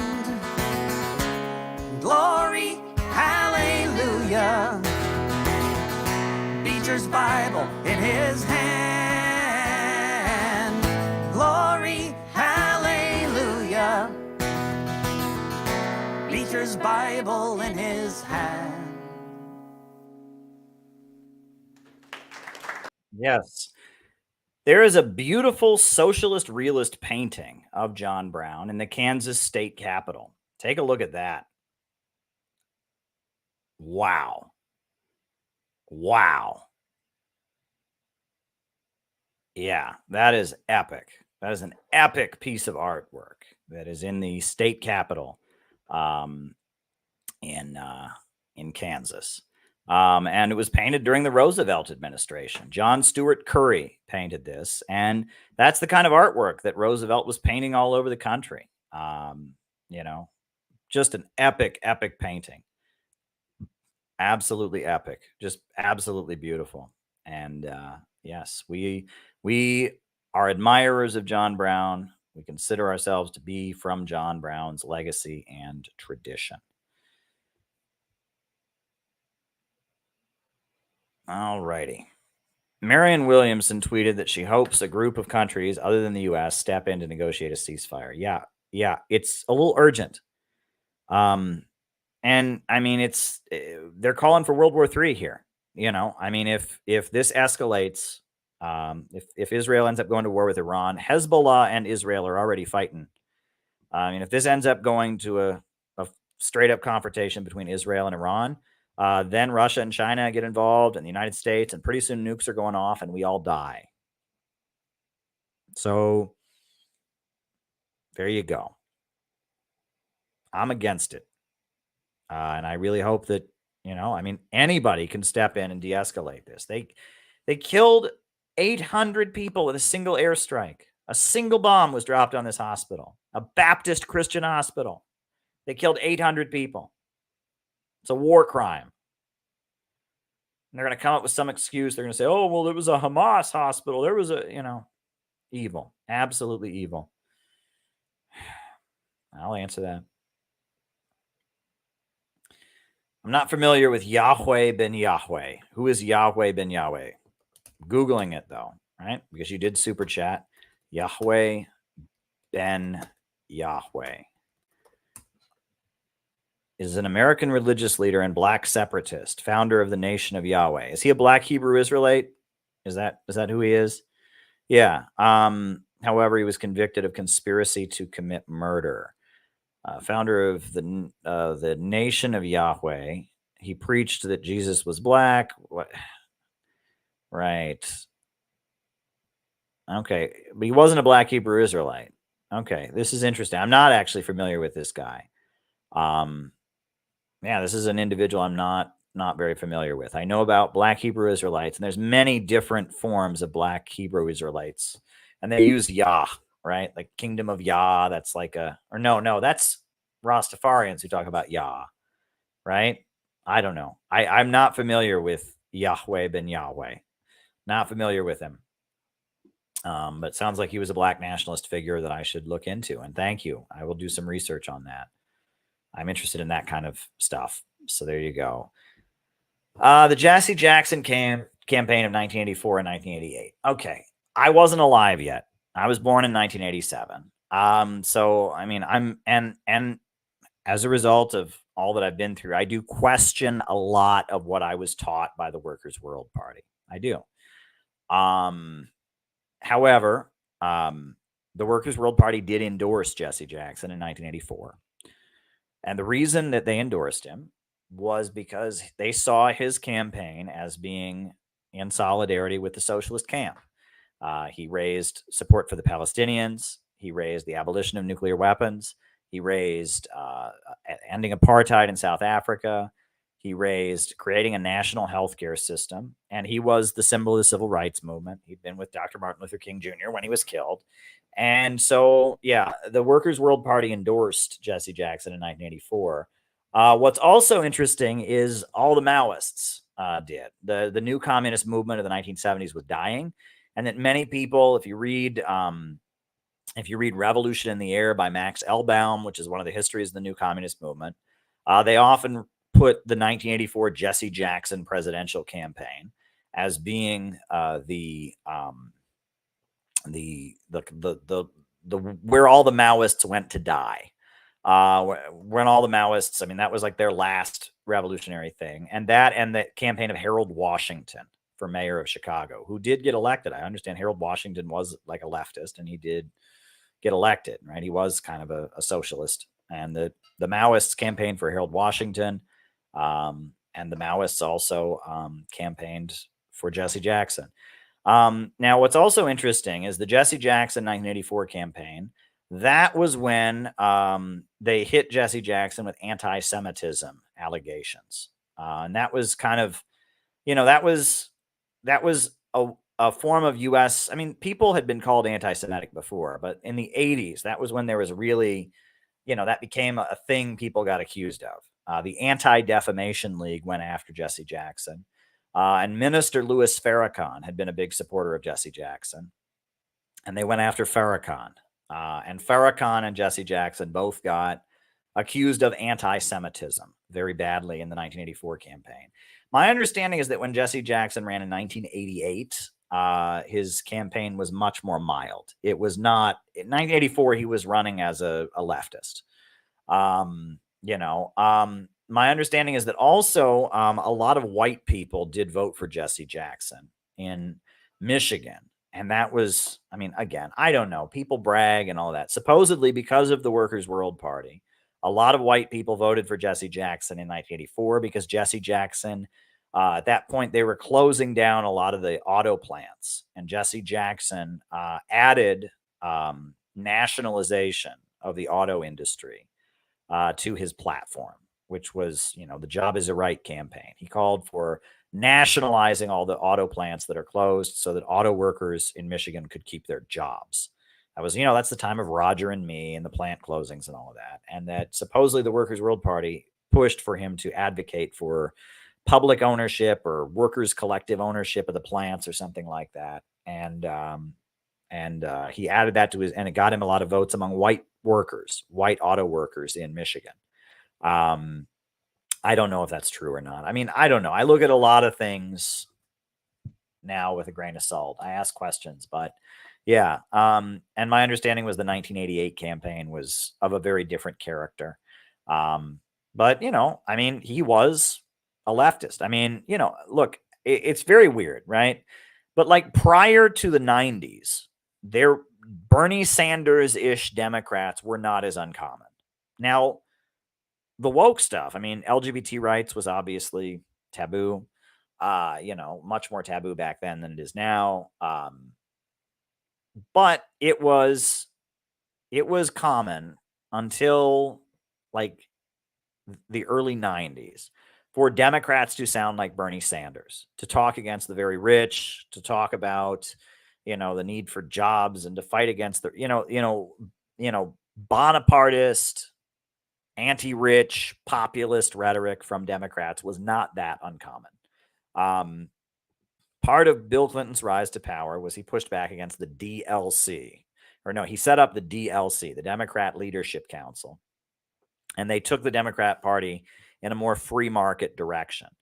But like Walter Mondale, you know, he had ads on TV that, you know, that looked kind of leftist. I mean, I don't know. I'll pull up, see if we can watch a Walter Mondale ad. Right. So yeah, we'll watch a couple Walter Mondale ads, you know, that like, and Walter Mondale lost and Reagan won in a sweeping landslide both times. But I mean, until Clinton, it was more common for Democrats to sound like Bernie Sanders than they do now.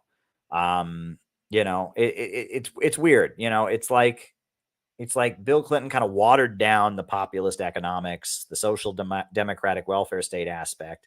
And now, you know, they've amped up the woke kind of progressive stuff, but there's still kind of a taboo on any kind of class struggle populist rhetoric. So yeah, let me see this. We'll put on a Walter Mondale ad, because it was not uncommon for, you know, Democrats to sound socialisty.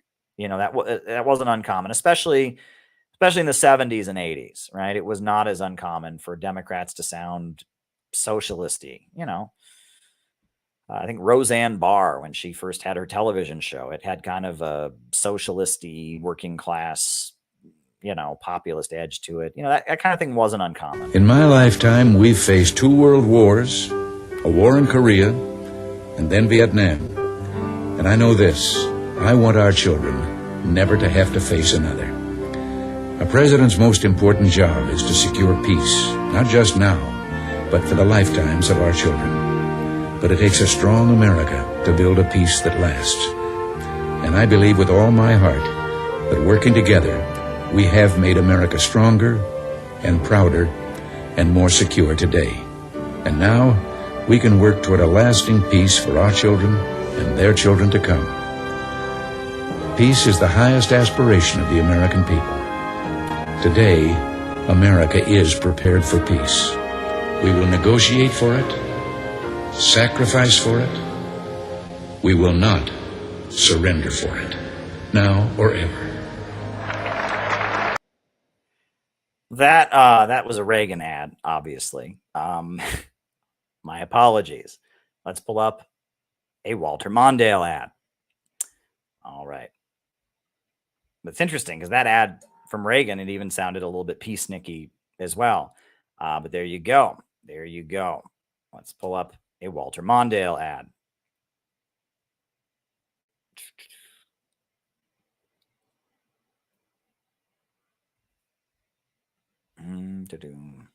A Walter Mondale ad.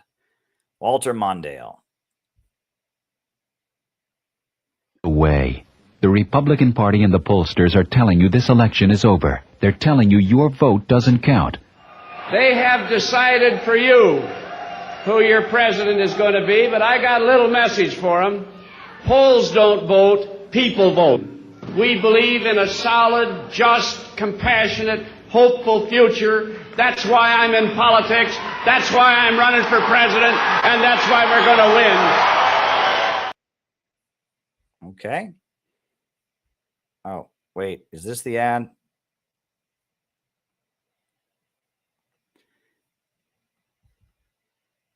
Get another sense of it. Walter Mondale. Walter Mondale.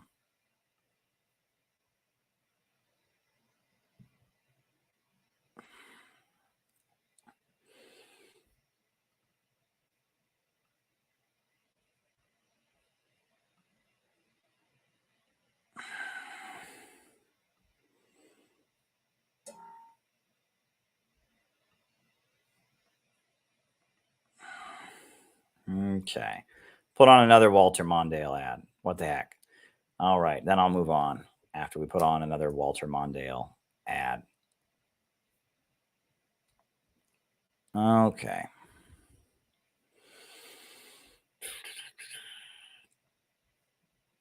All right. Here's another Walter Mondale ad. That President Reagan, if re-elected, is determined to orbit killer weapons. He'll spend $1 trillion. The Russians will have to match us. And the arms race will rage out of control. Layer on layer, orbiting, aiming, waiting. Walter Mondale will draw the line at the heavens. No weapons in space from either side. On November 6th, draw that line with him. In honor of Lyndon LaRouche. Yes, in honor of Lyndon LaRouche. Wow, I had no idea what that ad was. Just called Orbiting. Let's play it one more time. In honor of the great Lyndon LaRouche. It's from up here that President Reagan, if re-elected, is determined to orbit killer weapons. He'll spend $1 trillion. The Russians will have to match us. And the arms race will rage out of control. Layer on layer, orbiting, aiming, waiting. Walter Mondale will draw the line at the heavens. No weapons in space from either side. On November 6th, draw that line with him. So there you go.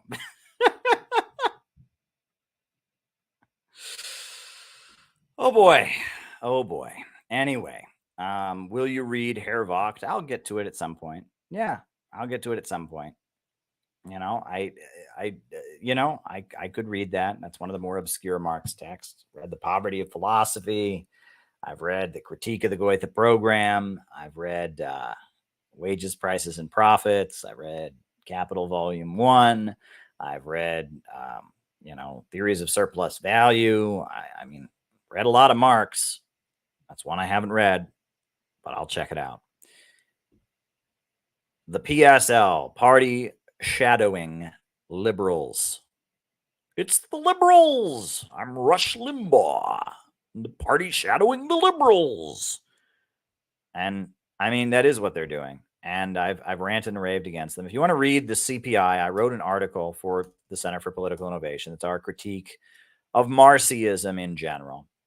And I point people to it in light of all these events. I'll just drop it in the chat. I've spent a long time thinking about this. I mean, I'm very much a product of the Marxite tendency, and I disagree with it. So, right? Critique of Marxism. So there you go. I've spent a long time thinking about that. What did they do to Uhuru? They called a national Palestine rally at the same time, at the same spot as their national rally they've been building around their case. It's a nasty, nasty thing to do. They basically kneecapped the Uhuru movement. And they're going to force the Uhuru movement to beg for time on Brian Becker's stage. Absolutely despicable. All righty. Okay, so Dustin, you meant to ask this question, right? You put it in the chat. You meant to ask me, you said the protests against Netanyahu were a color revolution, right? Was it linked to and it was linked to the unfreezing of Iranian funds? I'm trying to explain this to the speaker in Palestine Twitter. Yeah, there's nuance to politics, okay? Netanyahu represents the hard Israeli right wing. And the hard Israeli right wing often does things that are not strategic for the overall interests of imperialism. And that's why there was a fight inside of Israeli politics recently. And it seemed like a lot of the color revolution apparatus, it's not anti-Israel, it's just anti-Netanyahu. It's in favor of more liberal Israeli policies. That seems to be the case. And I mean, that doesn't mean we endorse Netanyahu. That just means there's a divide in the Israeli ruling class, and that the globalist faction, the Biden faction's on one side. It also means that, within the Biden administration, to some degree or other, there is a desire to move ahead with the Iran nuclear deal, to get back into it, but they can't, right? Because there's so many neocons. And so the unfreezing of Iranian funds, that was the Biden administration trying to send at least some signal to Iran that they would like to de-escalate to some degree. I'm sure that made Netanyahu very angry, because hating Iran, demonizing Iran is Netanyahu's bread and butter. So there you go. There you go. All righty. Next question. Children of the light versus children of darkness. That was the words of the Israeli defense minister. Oh, God. You want to show it? It's just racist stuff. I don't particularly want to show it, but I mean, it's awful. I mean, the whole world is outraged by what Israel is doing right now. I mean, it is just awful. CIA roles in movies and video games, says Anoan. Anoan says, but anyway, yeah, it's racist stuff. So Anoan is on Rumble, and he says the CIA role in movies and video games. That's documented, right? You read Finks by Joel Whitney. He talks about how the CIA had somebody on the board of every major Hollywood studio that they considered to be an asset. That was common. They would censor movies. They didn't want movies to show Americans drunk, because in some of the Middle Eastern cultures, alcohol was framed on. It was portrayed. Alcohol is viewed as in a much more negative light. And that they censored movies like crazy in the 50s and 60s. They went over scripts and changed all kinds of weird things. Some of them things that you wouldn't even think about that the CIA did. You read about CIA's meddling in Hollywood. And then you also, U.S. Army intelligence has a lot to do with video games and with